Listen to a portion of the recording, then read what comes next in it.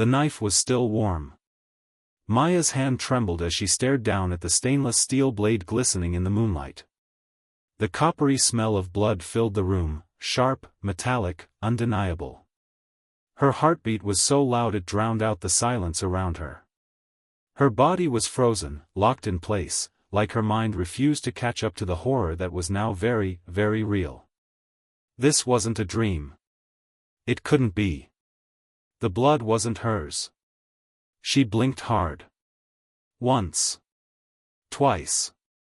Still there, on the floor, on her hands, on the white cotton shirt she had worn to bed. Everything she had once known, once trusted, now felt like it was rotting away beneath her. Only moments ago, she had been asleep in her quiet suburban home, curled up beside a man she thought she knew. The man she married. The man who once whispered promises under starlit skies. The man who, just an hour ago, had sworn he loved her. Now, that man was lying motionless on the kitchen floor, and Maya wasn't even sure if he was breathing. 1 hour earlier. It started with a phone call. 1 ring. 2.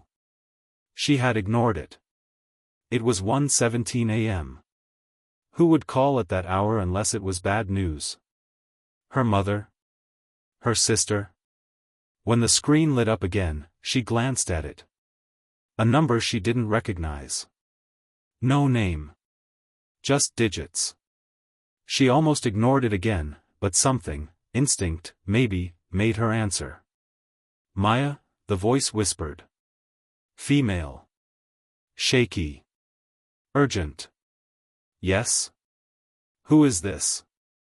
You don't know me, the voice said, but I know your husband. And I need to tell you something, before it's too late. Maya sat up straight in bed, her pulse quickening. The woman on the other end of the line didn't hesitate. He's not who you think he is. He's dangerous. He's been lying to you for years. And someone's going to die if you don't get out now. Click. The line went dead. Maya's breath caught in her throat. At first, she thought it was a prank. Some deranged person trying to stir drama. But there was something in that voice. Something terrified, something real. She turned to her husband, Liam, asleep beside her. Or pretending to be. She stared at his profile in the dark, suddenly unsure. His calm breathing, the rise and fall of his chest, it all seemed too rehearsed. She nudged him. Liam? No response. She nudged harder. Liam, wake up. His eyes opened, slow, like it annoyed him. What? Someone just called. A woman. She said you're hiding something, something dangerous. Liam stared at her for a long second, then sat up, running a hand through his hair. What the hell are you talking about? His voice was calm. Too calm. She said you're not who I think you are. That you've been lying to me. Silence. Then he smiled, not the kind smile she had seen on their wedding day. No. This one was different. Cold. Amused.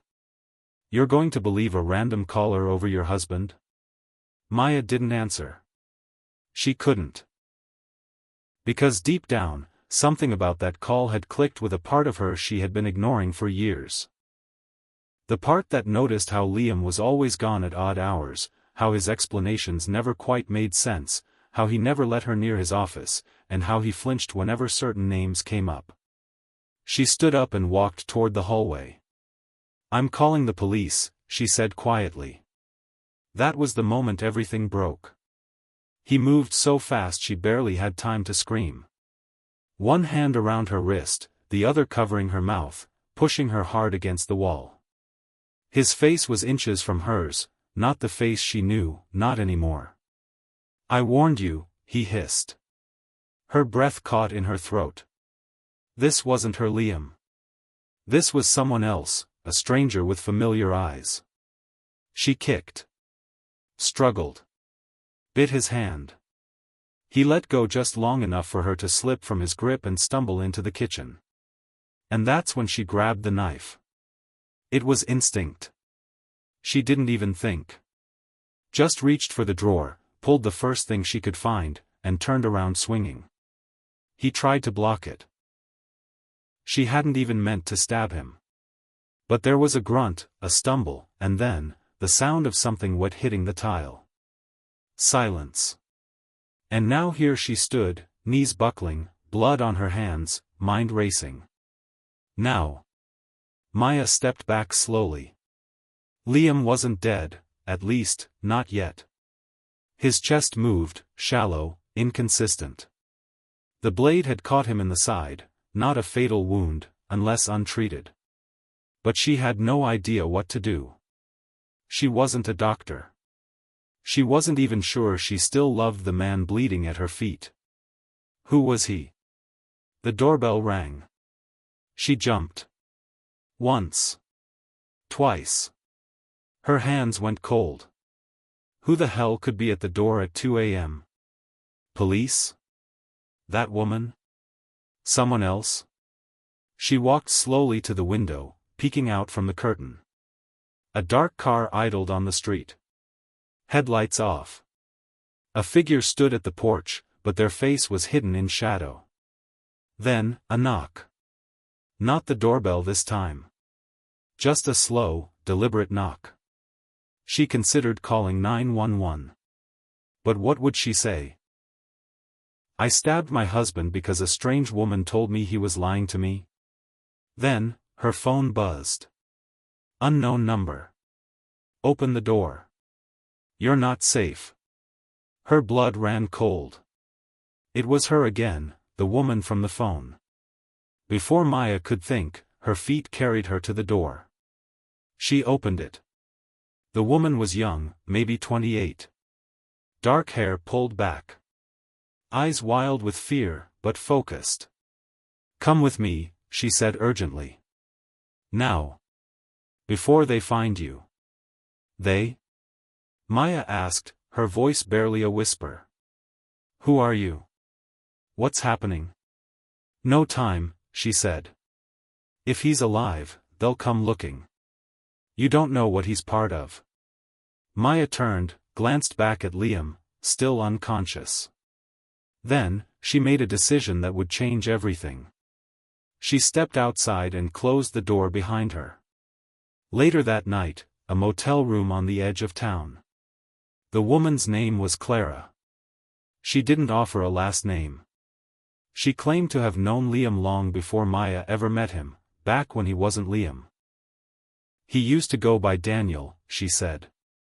Worked in high-risk international jobs, shady stuff. He vanished for 2 years.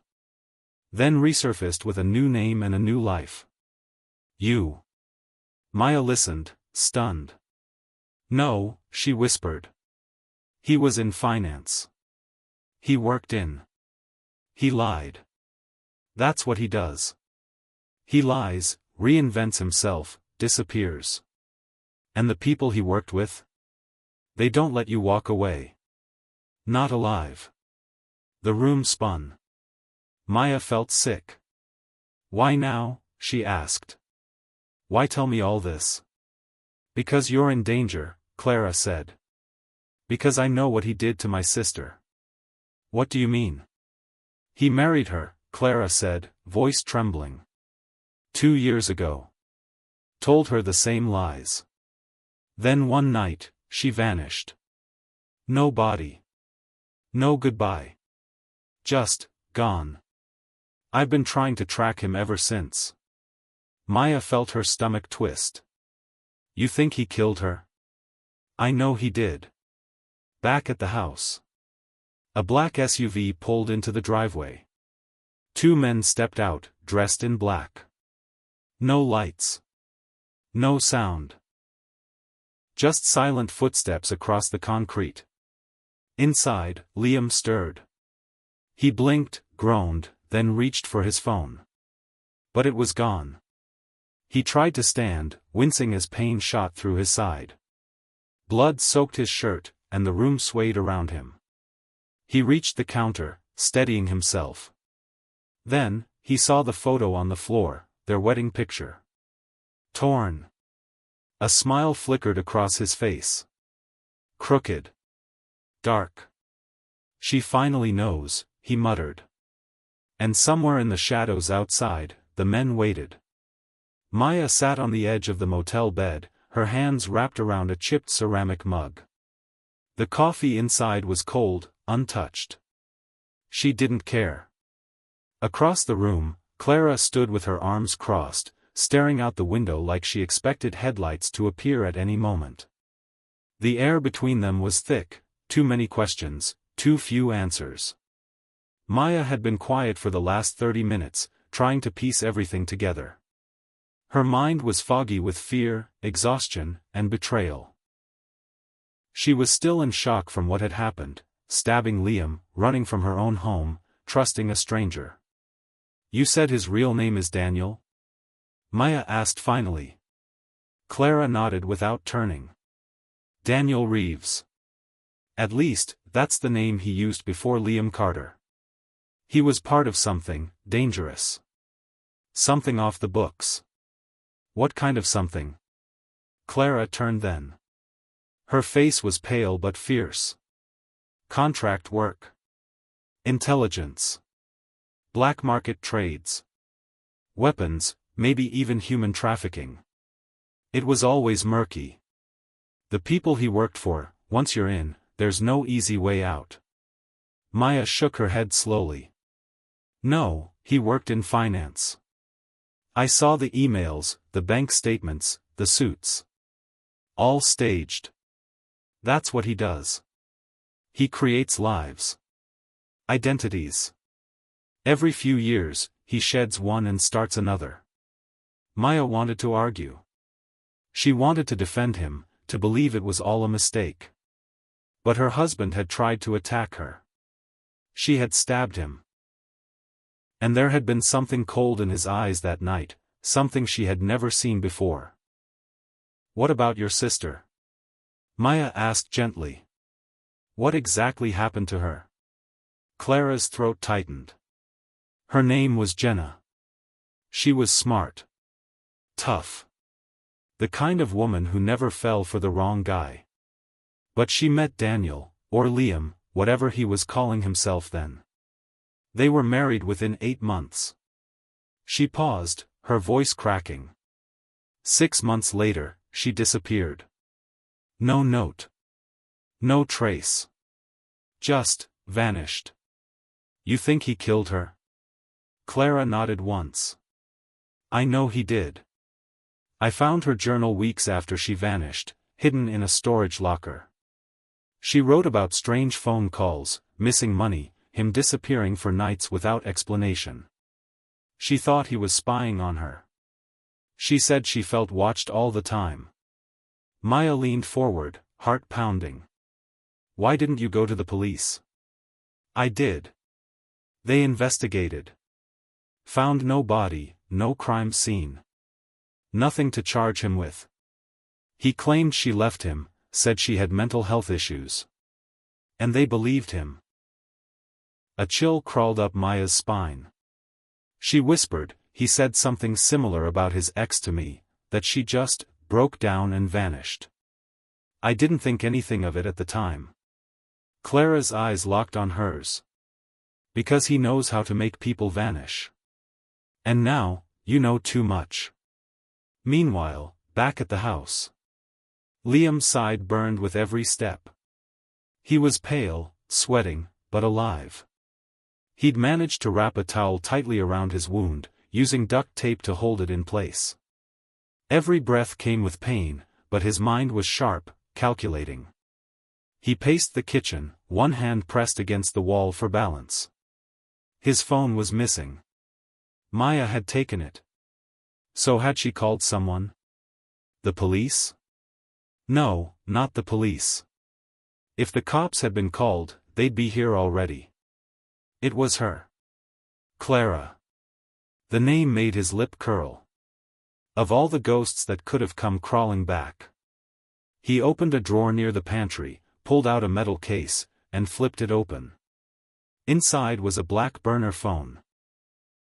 He dialed a number from memory, and after 2 rings, a deep voice answered.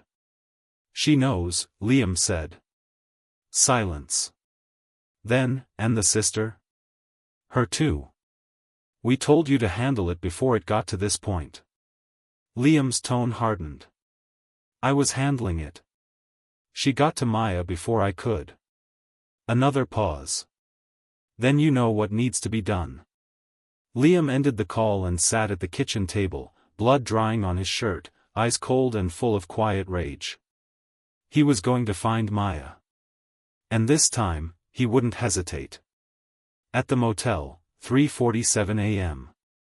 Clara had finally agreed to let Maya sleep. She sat across from her on the other bed, keeping watch while Maya curled up under a thin motel blanket, eyes open but distant. But sleep never came. The images kept playing over and over, the kitchen, the knife, the blood. The strange calm in Liam's eyes. The way his smile turned cruel in a split second. Clara's phone buzzed. She picked it up, then cursed under her breath. "What is it?" Maya asked, sitting up. Clara showed her the screen. An anonymous message. Just 2 words. "We know." Maya's breath hitched. "What does that mean?" "It means they're close. It means we don't have time." Clara began packing quickly, phone charger, wallet, car keys, a small pistol from her purse. Maya stared. "Is that even legal?" Clara didn't answer. "Get your shoes on." As Maya grabbed her bag, she noticed something odd sticking out of Clara's jacket, a folded paper. Her curiosity got the better of her. "What's that?" Clara paused. Slowly pulled it out. It was a photograph. Old. Worn. 2 women standing together, Clara and another woman, smiling. But beside them, slightly in the background, stood Liam. He looked younger, but it was him. "You were friends?" Clara hesitated. "More than that. I introduced him to Jenna. I thought he was charming, brilliant. I trusted him." Maya blinked. "You loved him?" Clara said nothing. Just outside town, back roads and darkness. They drove in silence for a while. The only sound was the tires crunching gravel and the soft hum of the engine. Maya broke the silence. "What now?" "We keep moving. Change motels every night. I'll take you somewhere safe in the morning, a friend's place out in the mountains." Maya glanced at her. "And then?" "Then you decide, do you want to run, or fight?" Maya stared out the window. Everything she had believed about her life, her husband, her marriage, it was all shattered. Her home wasn't safe. Her memories weren't real. And her future was a black hole. "I don't want to run anymore," she whispered. Clara nodded once. "Then we expose him. We bring him down." Maya turned back to her. "You said you found your sister's journal?" "Yes. I want to read it." Dawn, abandoned warehouse, edge of town. They stopped the car in front of a rusted metal door, hidden behind overgrown trees. Clara led Maya inside. The place was cold and musty, but it was quiet. Safe, for now. Clara dug into a locked box hidden under a floorboard. Inside was the journal, a leather-bound book, faded and scratched. Maya held it in her hands like it was something sacred. She flipped through the pages. Dates. Thoughts. Small entries at first. Then longer. Darker. She saw lines that made her skin crawl. "He's watching me. Even when he's not here, I feel him. He said if I ever told anyone about the files, I'd regret it. Last night, I followed him. I saw him meet with a man in a black car. They were talking about someone named Marcus. I recorded it. It's on the old recorder. Hidden in the locker. Maya looked up. Do you still have it? Clara's expression hardened. No. The locker was emptied. Someone got there before me. Maya whispered, then there's no proof? Clara looked down. There's us. The final revelation of Part 2, a secret burial site. Just as they were packing up to leave, Clara's burner phone buzzed again. Another message. You want proof? Go to these coordinates. Come alone. Attached was a location. Remote. Deep in the woods just north of town. Clara and Maya exchanged a long, heavy look. He's baiting us, Maya said. Clara nodded. Or someone wants us to find something. Against their better judgment, they decided to go. Together. As they reached the site. The woods were still. No wind. Just the sound of leaves crunching underfoot. They followed the coordinates to a small clearing where the earth had been recently disturbed. A shovel sat nearby. There was no doubt.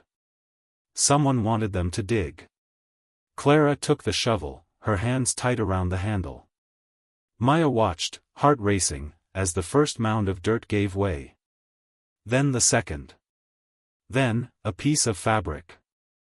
A human bone. And a small, rusted charm bracelet. Maya gasped.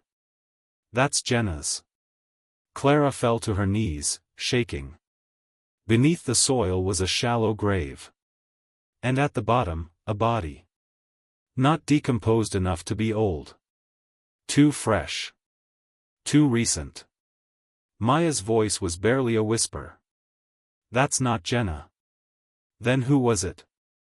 The body in the shallow grave wasn't Jenna's. Maya could hardly breathe as the flashlight's beam flickered across the lifeless face. The skin was pale, waxy, but the features were unmistakable. I've seen her before, Maya murmured. Clara didn't speak.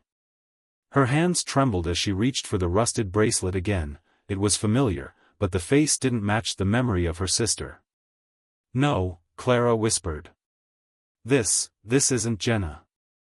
Maya's breath fogged in the cold air. Then who is she?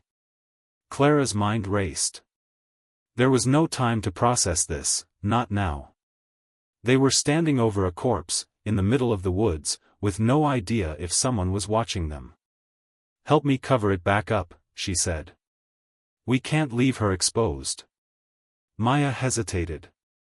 Shouldn't we call the police? Clara shook her head sharply. No. Not yet. Not until we know what this means. This isn't just a murder. It's a message. Back in the car, the clue beneath the dirt. Once the grave was filled again, Clara climbed into the passenger seat, silent. Maya sat behind the wheel, hands gripping the steering wheel like it might anchor her to reality. Clara turned something over in her palm, a small plastic evidence bag. Inside was a flash drive. She had found it buried next to the body, almost like whoever left it wanted them to find it. Maya stared. You think that was meant for us? Clara nodded. Specifically me. That charm bracelet, that's a replica of Jenna's. He knew I'd think it was her. So who is the woman? I don't know, Clara whispered. But someone wants to remind me of what I've lost, and what I might lose again. The flash drive, a glimpse into darkness. They checked into a different motel, farther from the last. Clara's paranoia was growing, and now Maya felt it too. Every car that passed. Every light flickering in the parking lot. Every voice outside their room. Inside, Clara plugged the flash drive into her laptop. Maya sat on the bed behind her, knees pulled to her chest. A single video file loaded. No name. No time stamp. Clara clicked it. The screen went black for a moment, then a shaky, hidden camera view appeared, like it was filmed through a crack in a closet door. They saw a woman, the same one from the grave, sitting on a couch, crying. Then, the door opened, and Liam walked in. He didn't look like the man Maya had married. He looked colder. More calculating. "Where is it?" he asked her. She sobbed. "I don't know what you're talking about." He took a step forward. "You stole it. The recording. The copy. Jenna told you how to find it, didn't she?" The woman shook her head. "I didn't." There was a thud. The screen jolted. The camera must have been knocked or the person holding it moved. Then silence. The video ended. The realization, there was a copy. Maya whispered, that was real. That woman was working with Jenna. Clara exhaled slowly. Jenna told her about something. A recording. Maybe the one she wrote about in her journal. The one she hid in the locker. But the locker was emptied, Maya said. Clara's eyes narrowed. Yes, by someone. Maybe not Liam. Maybe whoever sent this drive. Maya leaned forward. So this wasn't just a message. It was a warning, but also a clue. Clara turned back to the laptop. That copy, it must still exist. Maybe it's hidden somewhere else. Or maybe Liam still has it. No, Clara said. He wouldn't risk that. If it ever got out, he'd be finished. It's hidden. Somewhere only Jenna would have thought to leave it. The journal revisited, a hidden note. Clara opened Jenna's journal again, this time reading more slowly. She stopped at a passage dated just 2 days before Jenna disappeared. I think I found the perfect place. The tree from when we were kids. He'd never look there. Buried beneath the roots. Just like we used to bury our treasures. Clara blinked. The tree, she whispered. Maya looked at her. What tree? When we were kids, we had a hideout. An old treehouse out on a farm near Larkspur Hollow. It's abandoned now, but that tree. It was everything to us. We used to hide letters and little boxes under the roots. You think she hid the copy there? Clara stood. We're going tonight. The tree that held the truth. The drive to Larkspur Hollow took nearly 2 hours. The old farmland was overgrown now, the trees thick with shadows and time. The treehouse was still there, barely. Rotted wood, a collapsed ladder. But the base of the tree remained strong. Clara got on her knees, digging with her hands like a woman possessed. Maya joined her. After nearly 20 minutes, Clara struck something solid. A small, rusted tin box. She opened it. Inside was a small, sealed cassette recorder. Wrapped in plastic. A tiny label read, Jr., Final Copy. Clara gripped it like it was gold. As they drove back. Someone was following. The road was empty. The sky dark. Trees lined both sides like sentinels. Then Maya noticed headlights in the rearview mirror. One car. Then a second. No other cars had followed them for hours. Clara. Clara looked up, eyes narrowing. They found us. The chase begins. Maya floored the gas. The car sped down the winding back road, but the headlights behind them grew closer. Clara reached into her bag, pulling out her pistol, checking the chamber. They're trying to run us off the road, Maya cried. The second car pulled up beside them. A man in the passenger seat rolled down his window, mask over his face, gun drawn. Clara didn't hesitate. She rolled down her window and fired. Glass shattered. The man's gun dropped. The car swerved, crashing into a ditch. But the first car was still behind them. Maya took a sharp turn, tires screeching. A narrow dirt path appeared, they took it. The pursuing car followed. The trees grew tighter. Branches scraped the windshield. Suddenly, the road ended. A cliff. No escape forward. Clara shouted, "Out!" They jumped from the car just as it stopped. The pursuing car screeched behind them. Two men got out, both masked. One had a crowbar. The other, a knife. But Clara didn't back down. She raised the pistol. Fired twice. One man dropped. The other ran. Aftermath of the ambush. Maya stood, shaking. Her hands covered in dirt, sweat, and someone else's blood. Clara walked slowly toward the unconscious man. She kicked the crowbar away and knelt beside him. Pulled off his mask. Clara froze. It wasn't someone she recognized. "Who are you?" she hissed. The man groaned, blood dripping from his mouth. Maya walked closer. "He's not working alone. They were sent." Clara's jaw tightened. "Who sent you?" The man coughed. Then he smiled. "You think this is about you? You don't know anything. He was never the boss. He was the puppet." "What?" Clara whispered. "You killed the wrong man." He laughed, then bit something hidden in his sleeve. His body convulsed. Within seconds, he was dead. The unseen enemy. Maya backed away, horrified. He bit something. A capsule? Clara's face was pale. He killed himself before he could say more. They were in deeper than they thought. This wasn't just about Liam. He wasn't the mastermind. He was part of something bigger. And now, they had a tape. Proof.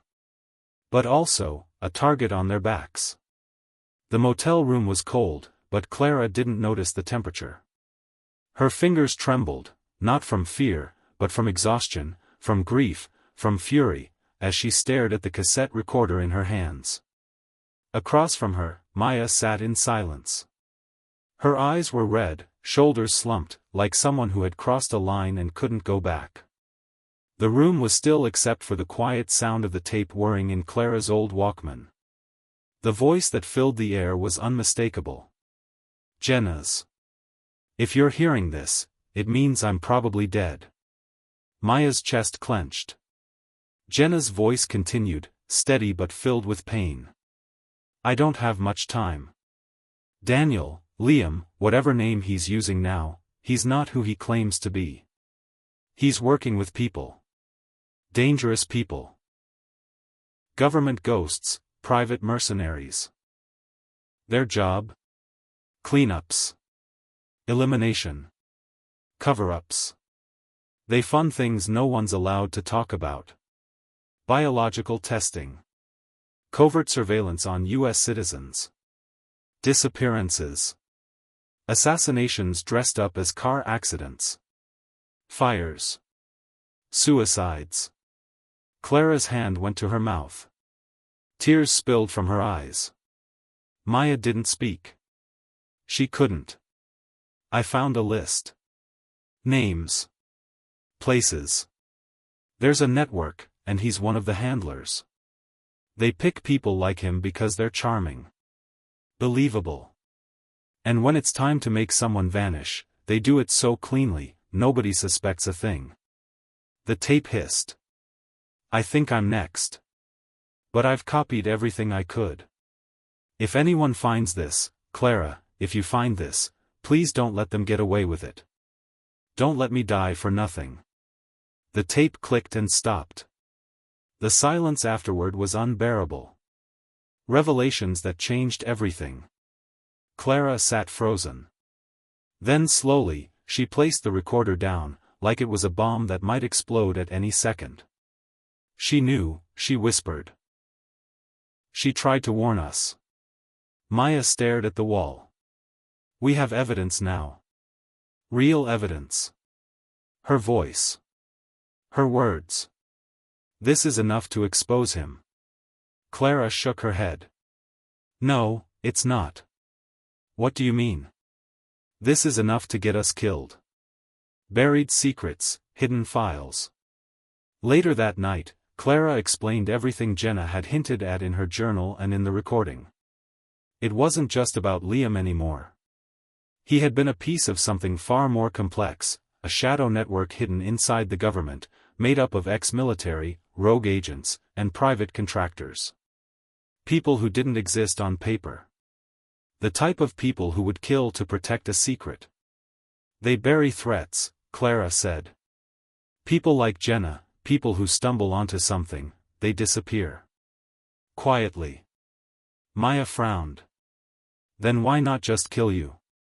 They tried. Twice. Car brakes cut. My apartment broken into.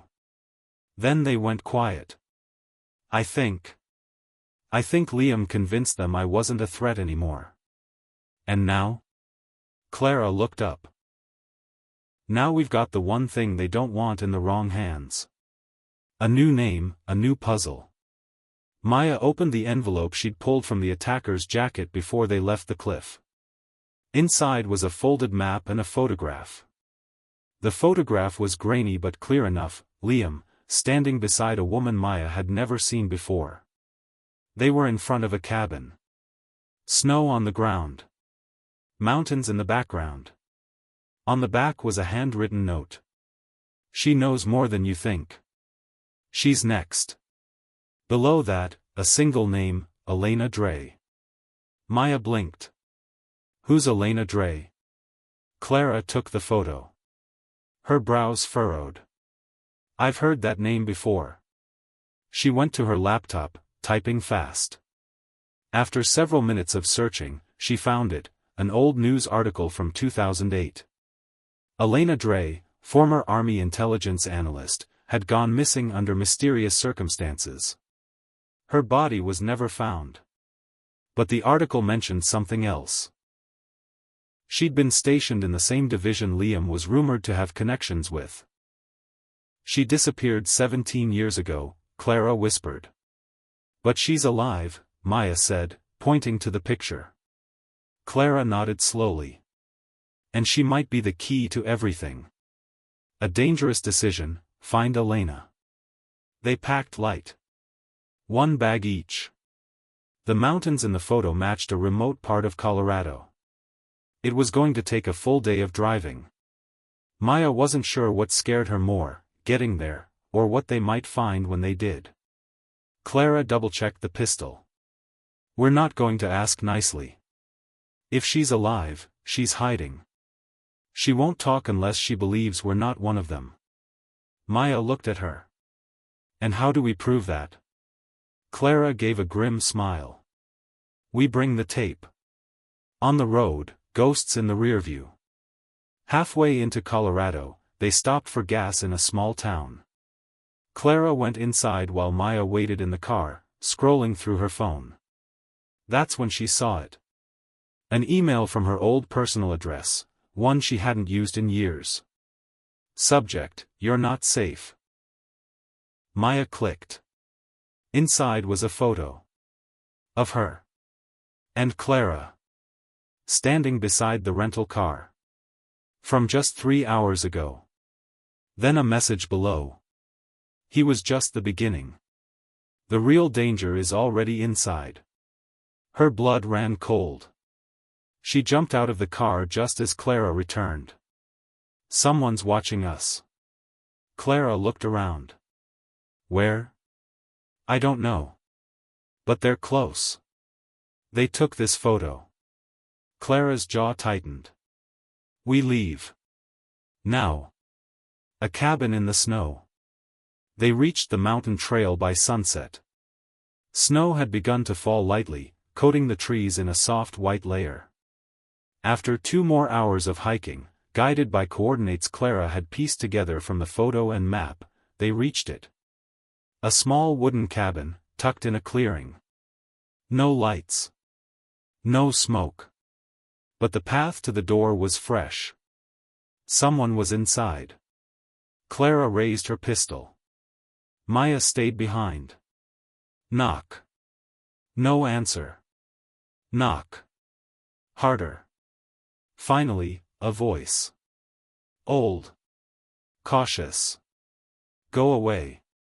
Clara stepped closer. We're not here to hurt you. Everyone says that before they pull the trigger. Clara reached into her coat, pulled out the recorder, and played a snippet of Jenna's voice. The door opened an inch. Then more. An older woman stood there. Gray hair tied back. Sharp, watchful eyes. Elena Dre? Clara asked. The woman nodded slowly. Come inside. But if either of you lie to me, I'll kill you myself. Elena's story, the beginning of the end. Inside the cabin, Clara and Maya sat across from Elena, who still held a pistol loosely at her side. She listened to the full recording. She didn't cry. She didn't flinch. She just nodded. She found the list, Elena said. I always knew someone would. You were part of it? Clara asked. I was one of the analysts. I didn't know what I was looking at for the first few years. Patterns. Code names. Flights. Hidden transfers. Then one day I saw it for what it was. I went to a journalist. A month later, he was dead. Car crash. Maya leaned forward. Why didn't they kill you? Elena smiled faintly. They did. Elena Dre died in 2008. I'm someone else now. Why not go public? Clara asked. Because there is no public when you're up against them. Every friend you have is a weakness. Every phone is a tracker. Every truth is a countdown. She looked at the recorder. But this? This is different. You have something they can't ignore. A deal with the devil. Elena agreed to help, but on one condition. You don't give this to the police. Or the news. You give it to someone who owes me. Who? Clara asked. A man in D.C. Congressman Reed Barrow. He used to be one of them. Then they burned him. He's been waiting for something like this for years. You trust him? Maya asked. No. But I trust that he hates them more than he fears them. The drive from the mountain cabin to Washington, D.C. felt endless. Clara sat in the passenger seat, eyes fixed on the dim road ahead. Maya drove, our survivor. White-knuckled, constantly scanning the rearview mirror as if expecting bullets. We carried a cassette recorder, Elena's life, and nothing else. Everything felt fragile yet combustible. By the time the skyline appeared at dawn, we'd crossed into a new world. Power. Influence. Risk. Meeting the congressman. Clara had arranged a discreet meeting with Congressman Reed Barrow in a private townhouse, his safe house. We entered a nondescript building, escorted upstairs. A tall man in his 50s, athletic frame, gray-streaked hair, deep eyes, stood as we entered. Ms. Dre, Ms. Carter, Ms., he looked at Maya. Unprepared for such an introduction? Maya swallowed. He nodded sympathetically. I'm Maya. Maya Carter. Congressman Barrow, we all murmured. Inside, the room was Spartan, heavy wooden table, 2 chairs, windows draped shut. He motioned for us to sit. Let's cut right to it. You have a recording. You say the network is active. My question, why come to me?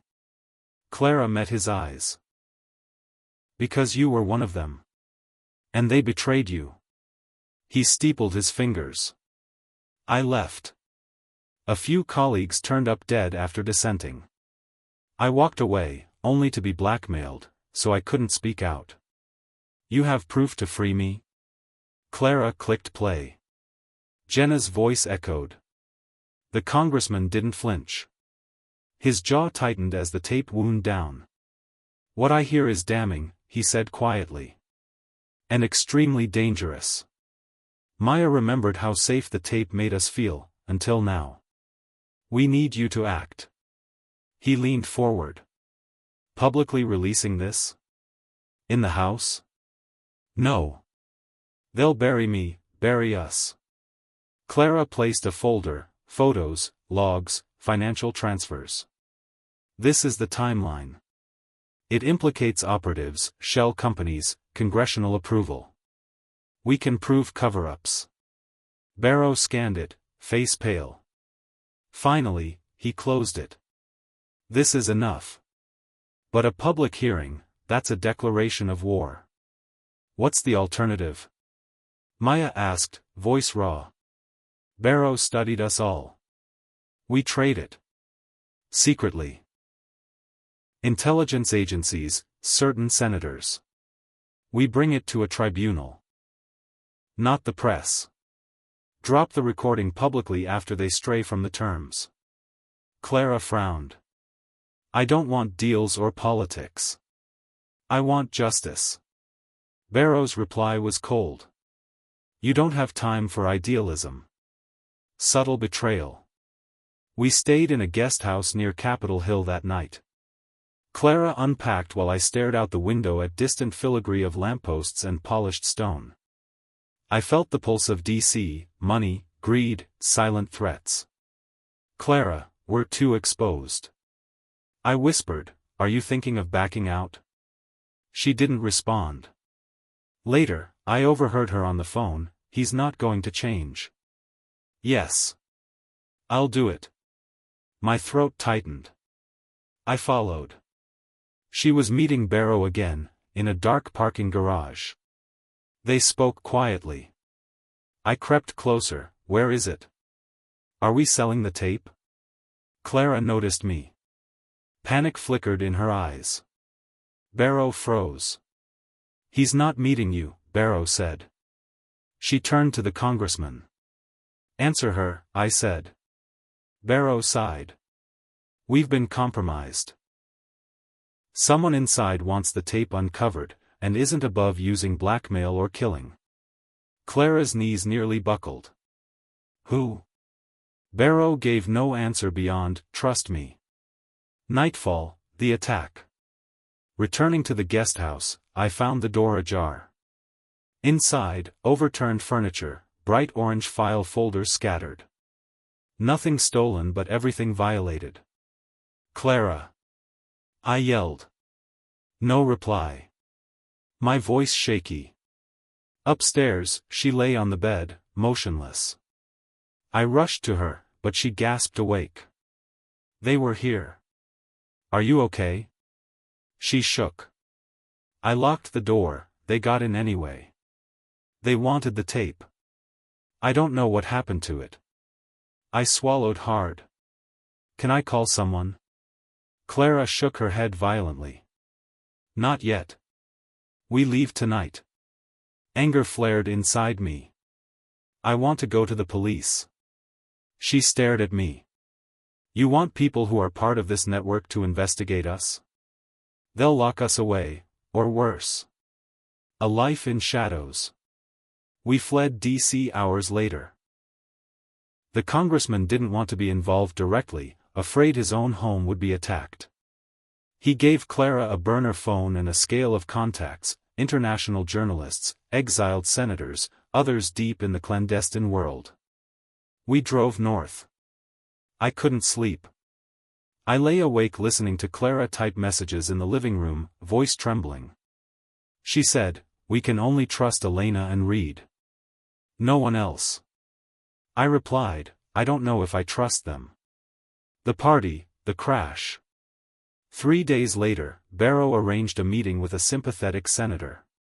They'd arranged an invite-only fundraiser, expecting they'd mingle with potential allies.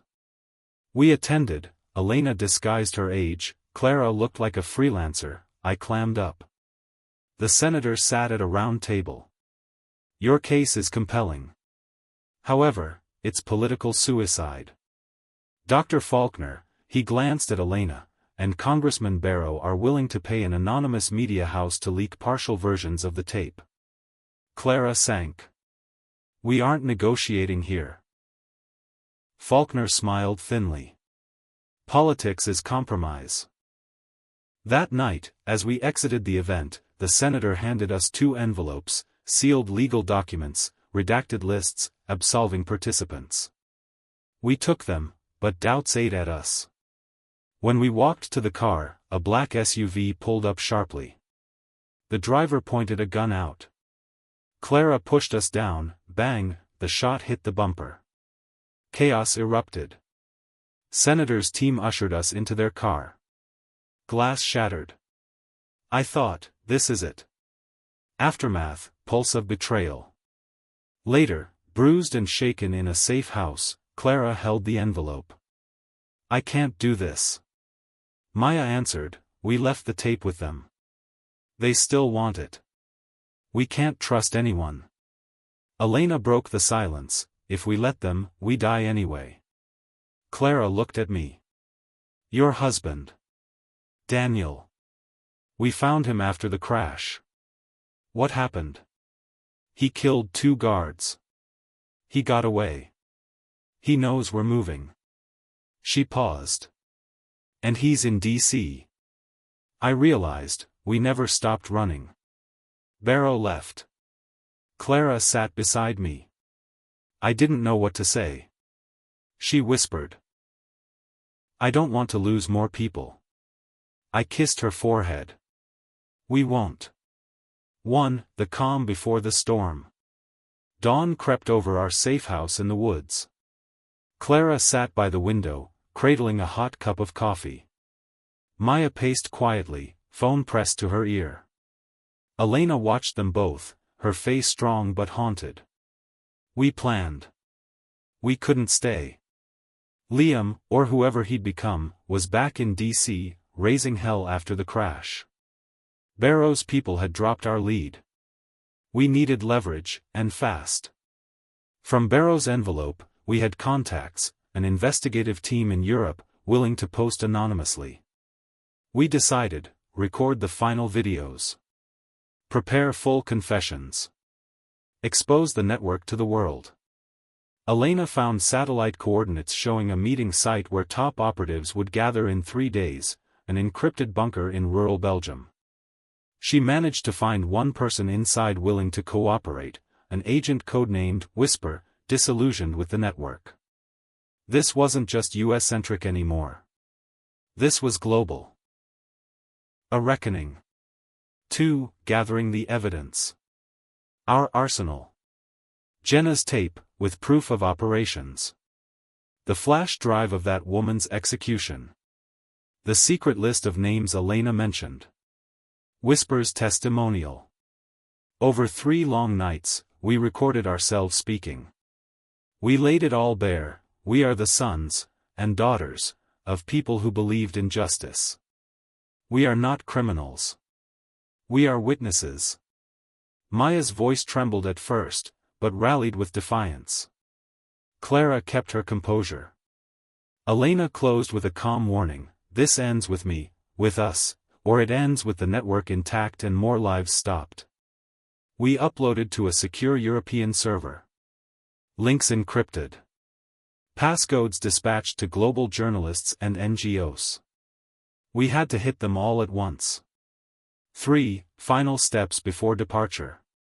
The night before our departure, we sat together in the living room, scarred, raw, hopeful. Maya took Clara's hand. No matter what happens, you stood up. I'm proud of you. Clara's eyes shimmered. I couldn't have done it without you. Elena, watching quietly, said, he'll come for us. The operation will collapse, but that's when she splits, assassinations start. We have less than 48 hours. I swallowed hard. We go early. 4. The Belgian operation. Our chartered flight touched down under pseudonyms. Whisper met us at a rural safe house, hooded, cautious. He led us to a decommissioned warehouse deep in the woods.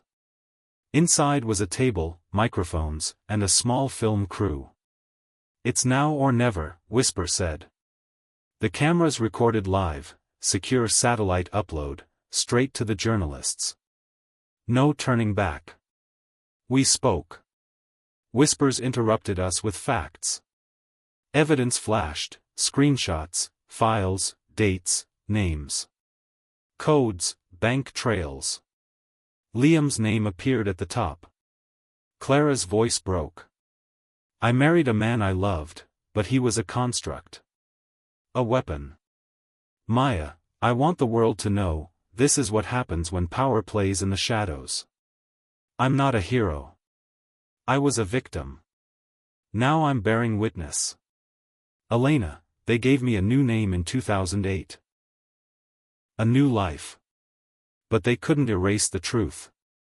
Today, we give it back to you. As the live feed ended, Whisper exhaled, they'll retaliate. We need to go. 5. The collapse and the reckoning. Within hours, global news outlets picked up the story. Breaking news on CNN, BBC, CBC, ABC, and Sky News. Senators called for investigations. Prosecutors launched inquiries. Social media ignited. We watched it from our safe house, phones buzzing non-stop. But a final danger still loomed. We spotted Liam's figure, thin, pale, desperate, in the safehouse's video feed. He had followed us, despite our logs. He burst through a window with a gun. Maya shielded me. Clara stood. Elena kicked a table, distancing them. Whisper pulled Maya to safety. Clara faced Liam, now detached. Why? Clara whispered. He sneered. Because you betrayed me. All of you. He raised the gun. 6. The last moment of humanity. Clara froze, tears in her eyes. You're bleeding. He looked down. Only a small cut, but enough. Her voice was calm. I don't want to kill you. He pressed the trigger. Bang! He collapsed, shot in the chest. Whisper tackled him away from us. I ran to Clara. They were both safe. Maya screamed. Liam, I mean Daniel, lay bleeding. Not dying yet, but done. 7. Justice, forgiveness, peace. Days later, on European soil, Daniel was extradited back to the U.S. In custody, interrogated, charged with multiple felonies, murder, conspiracy, racketeering, human trafficking. Whisper gave testimony for immunity, now unique evidence. Congressman Barrow had resigned, a special uprising committee was formed. Elena disappeared again, for her own protection, but was unofficially thanked. Maya and Clara were offered protection and new identities, but they decided to stay in Europe for a year. We opened a small non-profit to help whistleblowers and families of covert operatives. 8. The final lesson. On a quiet autumn evening, 1 year later, Clara and Maya sat together on a park bench in Prague. The leaves had turned gold. The city lights danced on the Vltava river. Clara took out a new flash drive, Jenna's List, fully restored. They held it together. Maya whispered, we let her story live. Clara nodded. Truth isn't free, but it's worth fighting for. Lesson. Courage doesn't mean you're fearless. Truth is a burden, and a weapon. Forgiveness is possible, but justice is necessary. We found power not in hiding, but in shining a light. Lightbulb end of story. Betrayed and broken, she discovered the truth and took revenge, concludes with the complete revelation of an underground network. Emotional resolution, Clara and Maya survive, rebuild. Daniel's arrest and takedown. Elena's sacrifice as meaningful catalyst. A final, hopeful teaching about power, truth, resilience, and human courage.